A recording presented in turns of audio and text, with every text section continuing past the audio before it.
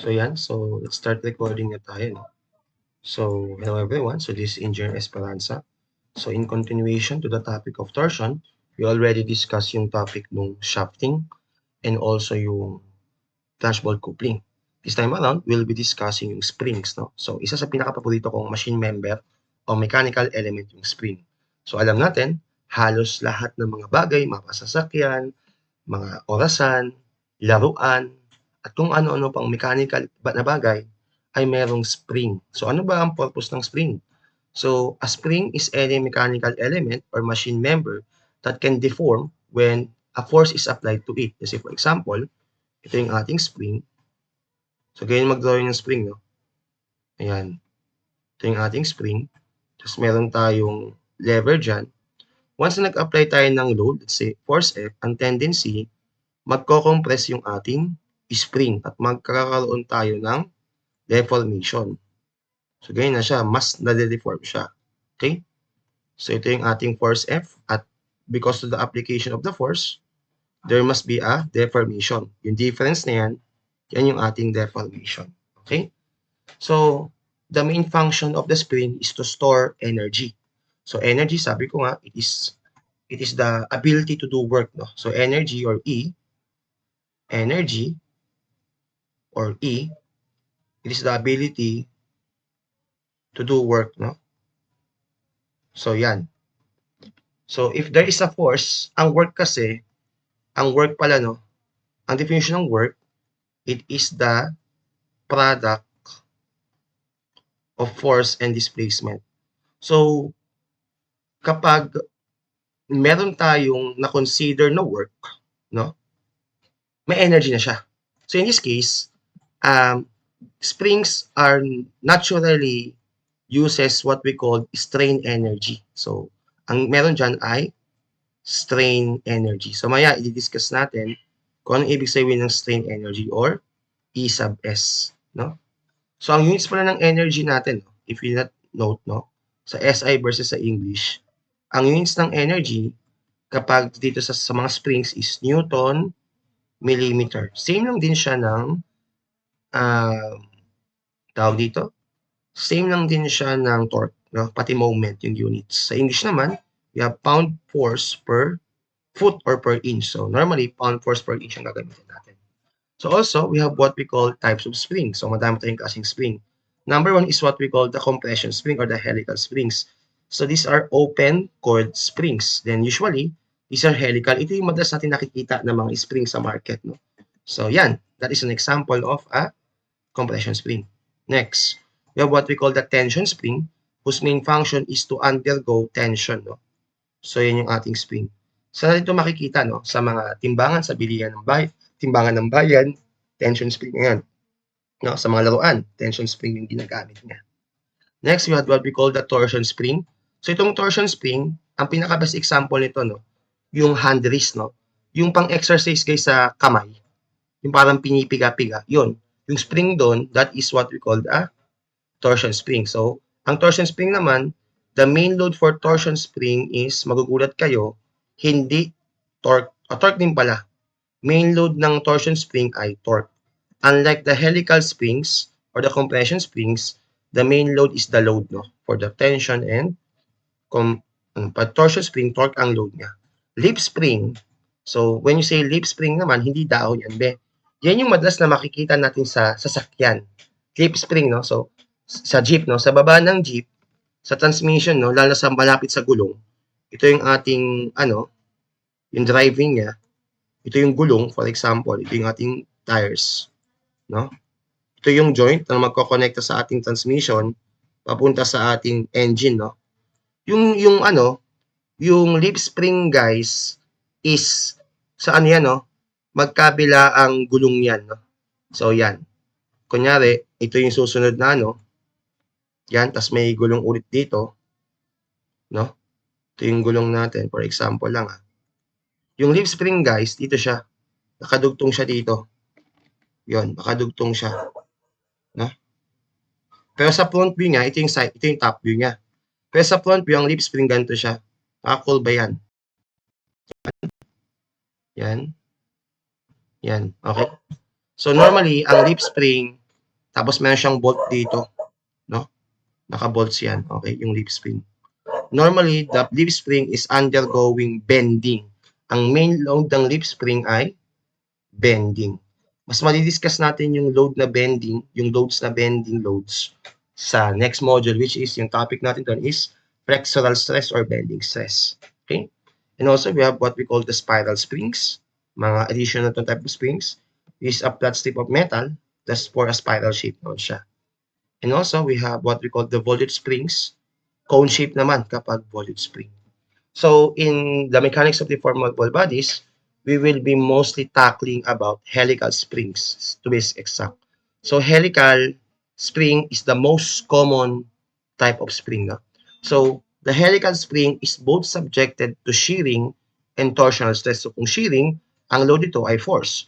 Kung torsional, ang load nito ay torque. So, technically, the helical spring is subjected to two shearing stresses simultaneously. So, combined stress siya. We have the torsion and the direct shear. So, bago na i-discuss yung helical spring, dapat alam natin yung dimensions ng isang helical spring. Una, we have what we call the wire diameter. So, wire diameter is what we call the DW. Wire diameter. Kumbaga, yan yung diameter nung bilog nito. Ito. Ito mismo, yan yung ating wire diameter. Okay? Yung pag sinungkat natin using a caliper, yan yung ating wire diameter. Yung mismo, no? Wire diameter tawag po dyan. Yung mismo pagkabilog. Next, we have what we call the outside diameter ng helical spring, no? Tawag dito ay D sub O, outside diameter, no? Diameter, okay? Ng helical spring. So, sa 3D natin, pag sinukat natin siya, ang outside diameter, ito siya. Itong sa paglabas niya. Okay? Yan yung ating outside diameter. Ano man sir yung inside diameter, no? So, ang inside diameter naman, yun yung ating D sub I. This is the inside diameter. Yun naman yung diameter sa pinakaloob ng ating helical spring. Kung sa 3D, ito siya yung pinakaloob yung portion, no? Ito. Okay? That will be your inside diameter. Okay? And also, we have what we call the number of coils, no? Yung number of coils, ang bilangan niyan dyan, kung ilan yung coils na nasa dito. Kasi for example, nag-start ka, hindi ka mag-i-start sa pagka-bent, no? So itong portion na to, pati dulo, hindi mo siya binibilang as active coil. So yung N sub C, yan yung active coil, no? Active coil. At yung N sub T, what we call the total number of coils, no? Total number of coils. So, ang bilangan yan is this, no? Kasi for example, bibilangin natin to as example lang, no? 1, 2, 3, 4, 5, 6, 7. So, yung 1 and 7, hindi siya kasama sa active coil, no? Pero pag sinang sa'yo, ilan ang total number of coils yan? 7 coils kasi pag binilang mo siya mula sa pinakadulo niya, 1, 2, 3, 4, 5, 6, 7. Yun yung 7 coils niya. Pero, kapag sinabi mo yung active coils niya, ito lang po siya yung active coils, no? Ang active coils natin, ito na lang, yung 2, 3, 4, 5, 6. Ilan yan lahat? 1, 2, 3, 4, 5. So, 5 naman ang active coils. May relationship, to be honest, ang total of coils and number of active coils. So, wala to sa module, no? Isama nyo na lang, no? Ang total number of coils is equal to the number of active coils plus 2. Bakit, sir, tawag sa kanya ay active coils? Kasi po, yung active coil, yan lang talaga yung coils na nagiging responsible sa pagsalo ng loads. The rest is for the, hindi man for the design, para sa pagpasimula lang, no? Ito, para itong unang coil, para salin yung load, yung pangalawang coil, para isupport yung load. Okay? Yung dulong coil. Okay? So, syempre, yung buong haba ng ating coil, ang tawag natin dyan ay spring length, no? Yung ating L, no? So, ang spring length, so this is the total number of coils, no? Okay? So, ang spring length is yung ating L, no? Spring length tawag dyan, okay? So, ngayon, may proportions tayo ng helical spring design. Pag tingnan kasi natin sa top yung helical spring, top view to, no? Ganito, no? So, syempre, we have the inside diameter. and we have the outside diameter. Okay? So, hindi thickness yung dito, kundi yung ating wire diameter yan. Okay? So, basically, this is basically yung ating wire diameter, yung D sub W. Okay? So, by proportions, we can say that the outside diameter is simply the inside diameter plus twice ng wire diameter. So, solving now for the wire diameter is the outside diameter minus the inside diameter over 2. So, yan yung ating wire diameter na tinatawag. Okay? So, yan yung ating formula for wire diameter in terms of the outside and inside diameter ng spring. Next, we have what we call the mean diameter. Mean diameter is basically the average diameters, no, ng dalawang wire. So, ito ang mean diameter. Dito siya. Ito, yung gitna niya, yan yung ating mean diameter. No? Pag sinukat natin yan, ang mean diameter, guys, ay isang imaginary circle na kung saan dyan natin kinocompute ang stress ng spring. So, ang springs may stress din. Okay? So, ang mean diameter is basically T sub O plus T sub I over 2. Okay? So, yan. Yan ang ating mean diameter. And also, may relationship ang mean diameter with respect to the wire diameter. Kasi kung ito ang mean diameter, syempre, tigkalahati yan, guys, is yung wire diameter over 2. Ganun din dito, no? May tigkalahati siyang, dito. Ito rin, wire diameter over 2. This is also wire diameter over 2. So, pag kinuha natin ang mean diameter in terms of outside diameter, that will be the outside diameter minus kalahati ng wire diameter, plus isa pang kalahati. Kasi ito siya, no? Pama ko yung mean diameter, isang buong outside diameter minus tig kalahati nun. So, this will becomes outside diameter minus the wire diameter. Isang formula din yan, no? In terms of the wire diameter, outside diameter, and mean diameter. Ganon din po in terms of the inside diameter. No? So, mean diameter, this will becomes inside diameter, but this time, magpa-plus ka naman ng 2. Okay? Or basically, plus wire diameter over 2 plus wire diameter over 2. So, this will becomes the inside diameter plus wire diameter. Yung mean diameter, that will be in terms of the inside diameter in the wire diameter po. Okay? So, yun yung mga tinatawag nating proportions ng helical spring. Also, idagdag natin tinatawag nating pitch angle. No? Ay, dito pala sa baba. No? Wala tayong spring length dito. Check ko lang. No? So, walang spring length. Dagdag natin yung spring length. No? Di na isama. No? So, yan yung ating proportions. Also, we have what we call the spring length ng spring. So, may approximate formula tayo. Kunyari, ito yung ating spring, di ba? Ito yung ating spring. Yung spring natin, kapag in-stretch natin siya, ganito yung itsura niya, di ba? Pag in-stretch natin. Ngayon, pag yung spring natin ginawa nating straight line, yun yung tinatawag na spring length, no? Pag yung length ng spring, ginawa nating straight line. So, may approximate formula yan, no?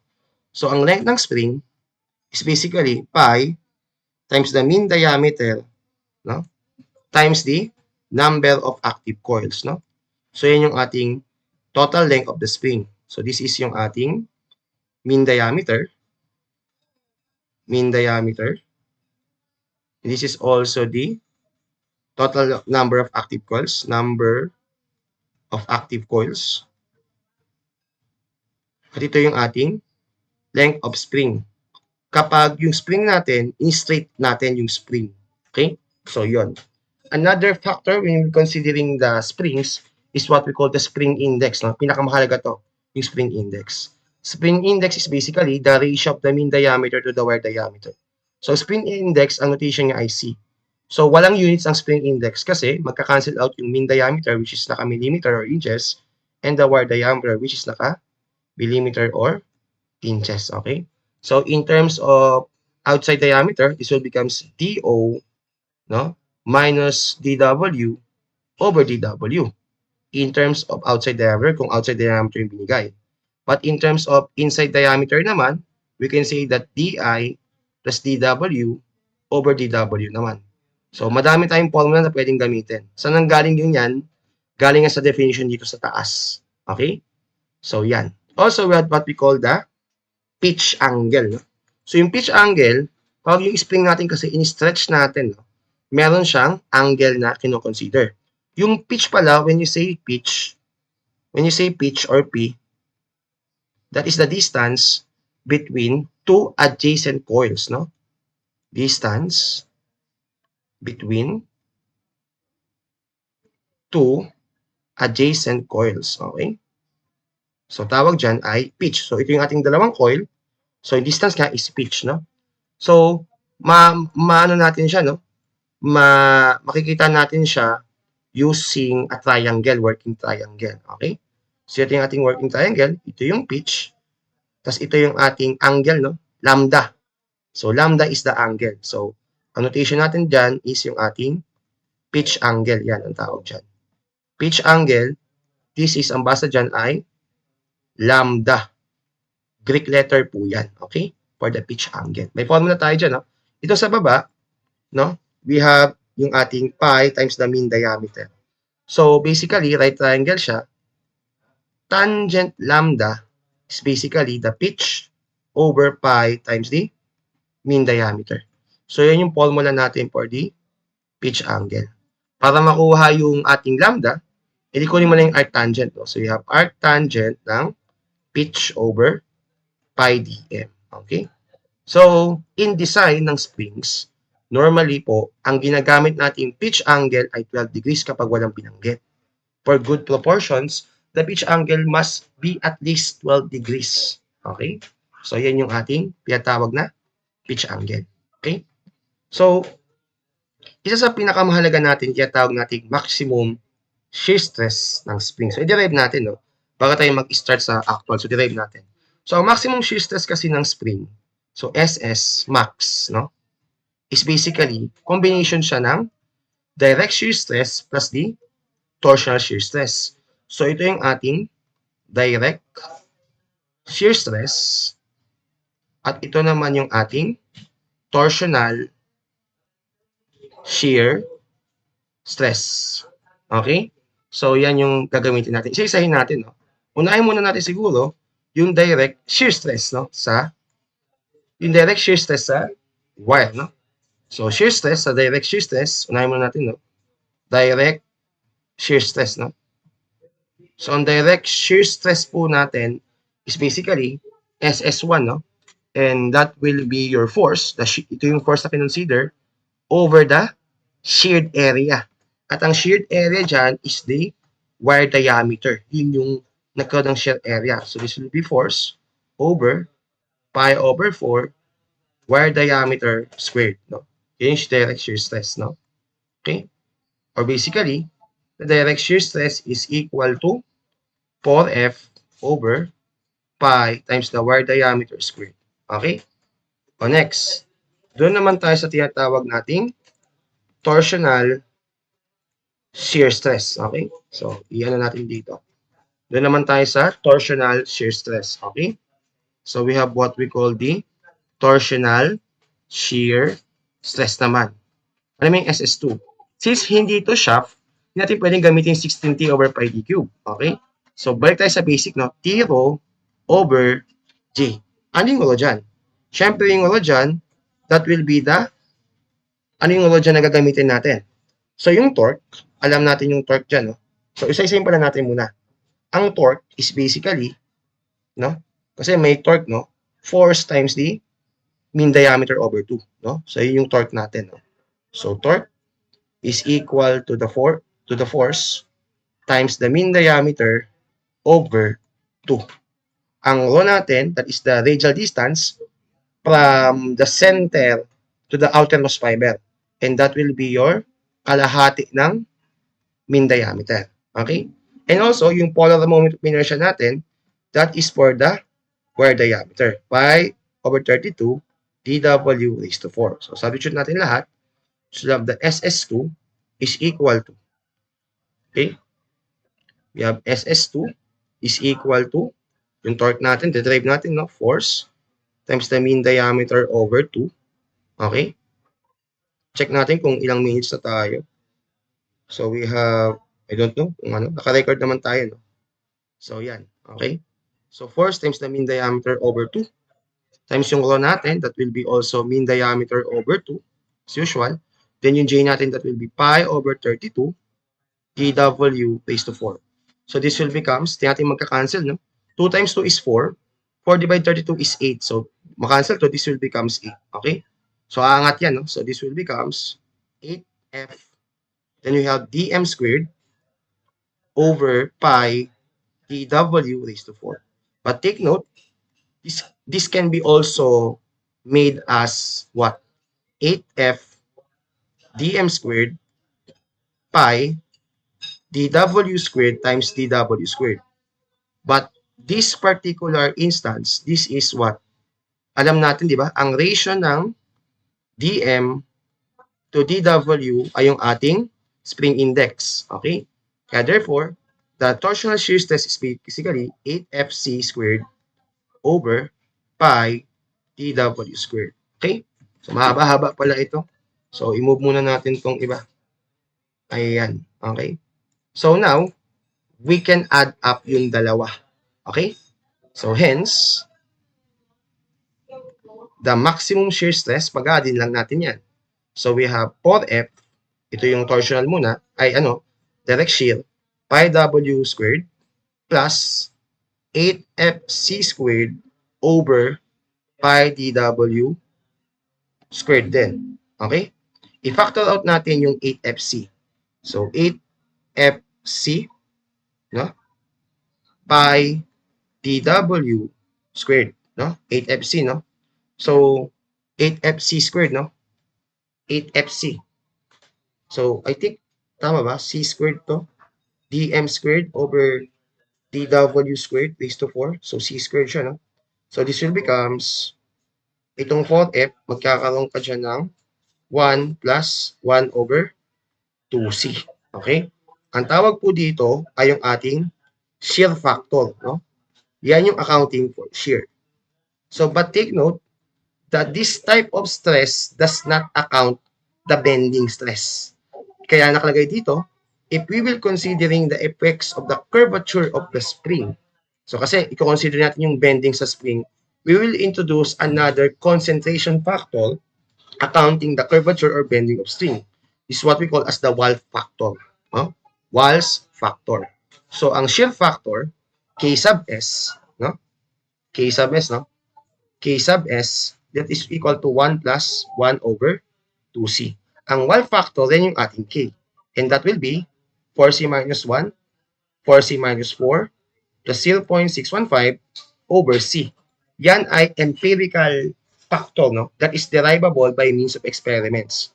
So technically, ang shear factor ay mumultiplyan natin ng curvature factor. So ang curvature factor naman, by definition, the Wahl factor is the shear factor times the curvature factor. Ang curvature factor yan yung K sub C. So therefore, the curvature factor is the ratio of the Wahl factor over the shear factor. Yung factor, yun yung ating K. Okay? Mga factor siya, no? Yung C, yung sinasolve nating C, yan yung ratio ng mean diameter over the wire diameter. If this will becomes SS max is equal to 8FC over pi dw squared, and this will becomes K sub S. And then this K sub S will be the shear factor. Then we will be multiplying by a curvature factor. This is accounting, no? Accounting for curvature of spring, no? Ina-account natin. So, kapag pinag-multiply natin yan, this will becomes the Wahl factor. Kaya ito na yung formula natin for the maximum shear stress ng spring. 8kFc pi dw squared. So, may mnemonic ito, no? Pag nagme-memorize kami sa engineering. 8 tayo sa KFC, I mean kakain, no? Kain tayo kasi 8 eh. So 8 kasing ATE. Kain tayo sa KFC, may pi dito. Pi is yung pi, as in yung pi. Dito, dw squared, no? 8 tayo sa KFC, may pi dito. Yun yung kanyang mnemonic para mabilis siyang memorize. SS max is 8 tayo sa KFC, may pi dito. So yun, no? So anyway, no? Ano din ito, no? Consider din, no? Or maliban sa memorize, pakitandaan po yung ating mga factor, no? So, napapasama na siya. Pero ito yung pinakamahalaga, guys. Yung maximum shear stress ng helical spring. No? So, ito yung ating maximum shear stress for helical spring only. So, kapag ibang klase na siya ng spring, hindi na yan gagamitin na formula. Iba rin ang formula dyan. Higher ano na yun, mechanical analysis. So, hindi ko na sinama. Yung basic lang yung consider natin. Okay? And also, we will also consider the axial deformation of spring. And that will be your delta. Okay? Specifically, gagamitin natin yung ating delta. Okay? So, yan yung axial deformation ng spring. So, may formula na to, no? So, we have what we call spring index na tinatawag. So, spring, ano ba? Spring index ba? Spring rate pala rather. Spring rate, no? Spring rate or spring constant, no? Spring rate, that is the ratio of load or force to deformation. Okay? Deformation. So, basically, small k is F over delta. Tandaan natin yan, no? Yan yung ating definition ng spring rate. So, anong units ng spring rate? So, ang units ng spring rate, pag SI, that will be Newton per millimeter. Kapag English naman po, ang units ng ating spring rate ay naka-pounds per inch, no? Pound per inch siya. Pound force per inch. Spring rate. In terms of the helical spring, you have the general formula. So, K, that will be your G times dW. Then we have 8 C cube NC. 8 C cube NC. Yan yung ating spring rate. Okay, na tinatawag. Okay? So, yung G, automatic, yan yung ating modulus of rigidity. So, for steel, tandaan natin, yung G ay yung ating modulus of rigidity. Yung ginamit natin sa shop. For steel, ano ulit yung modulus of rigidity? That will be 12 times 10 raised to 6 PSI. But for deformation, that will be basically 8 FC cube NC over G times the wire diameter. So, check lang itong mga formulas na ito for the axial deformation or deflection ng spring. And also, the springs can be arranged also in series and in parallel. Pero ganito siya, para matalis yung matandaan. Ito ay kabaligtaran ng shaft, ng resistor. Diba kapag series ang resistor, pinag-add natin. Baligtad.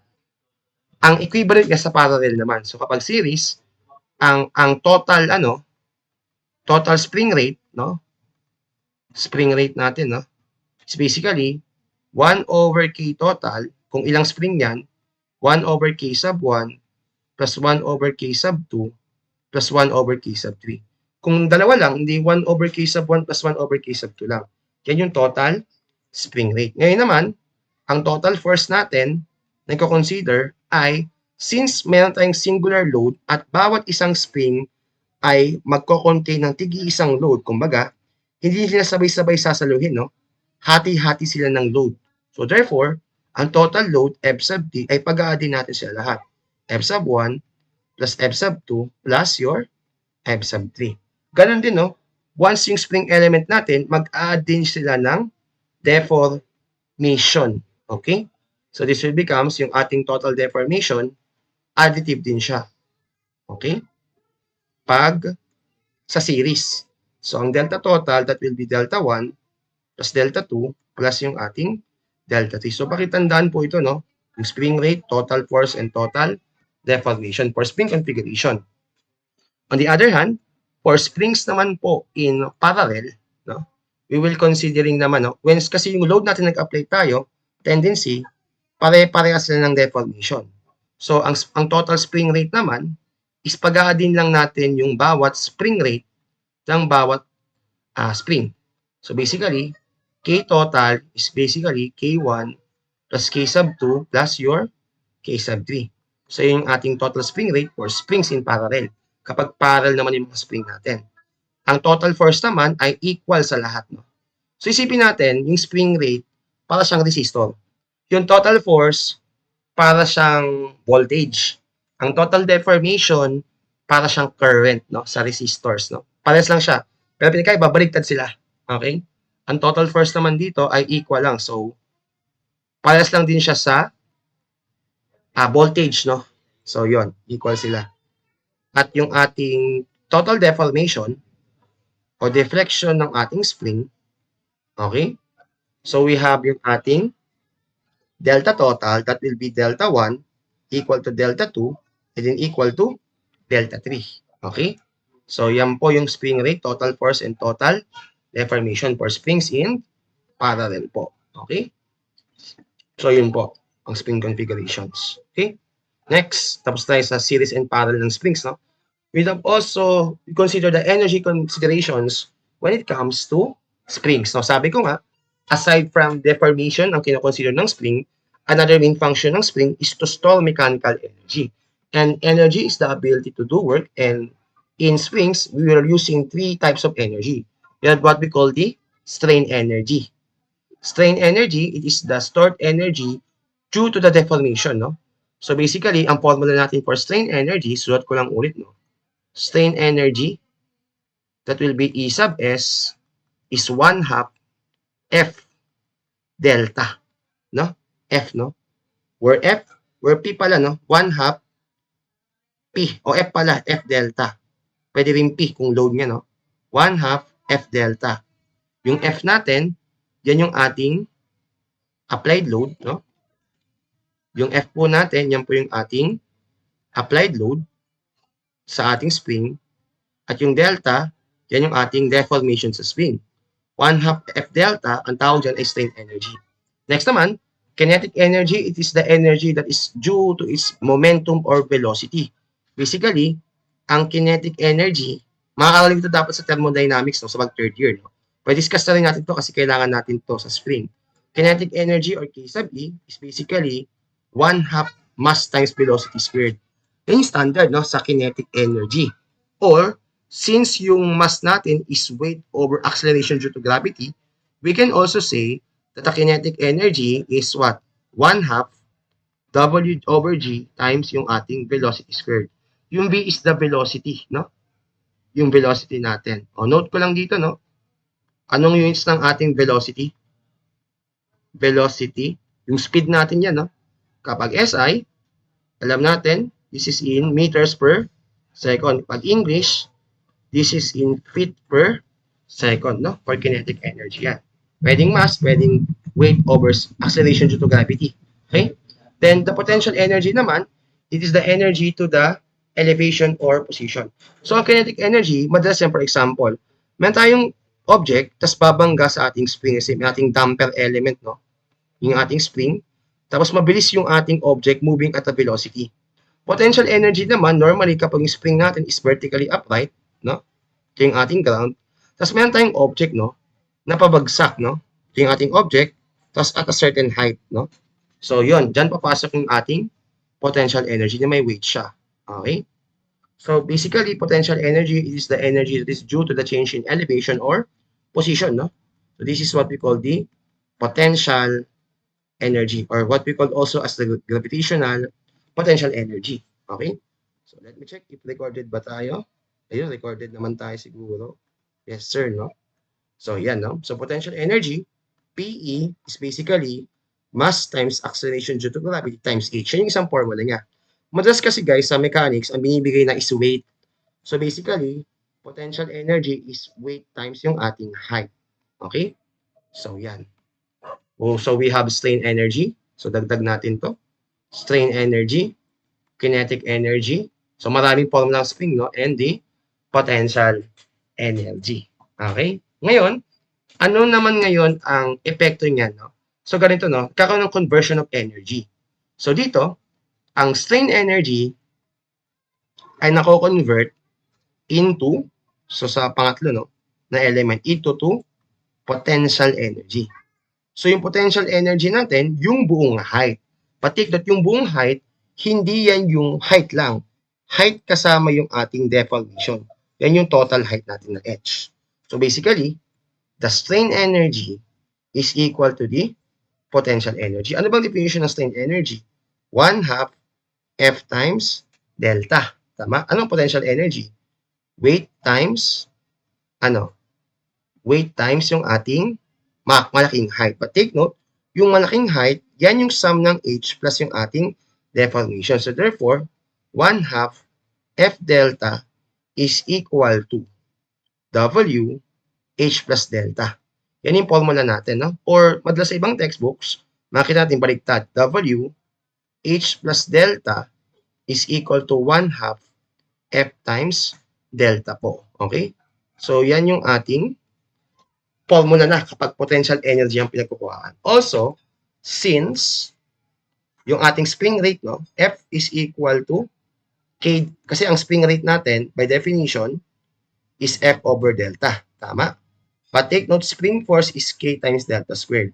So this equation will becomes W H plus delta is equal to 1/2 K delta times delta. So mag-i-square siya. So finally, in terms of delta, at wala siyang in terms of force, H plus delta is equal to 1/2 K delta squared. So ito yung ating isa pang equation kapag ang pinag-uusapan naman ay potential energy sa spring. Okay? So yon.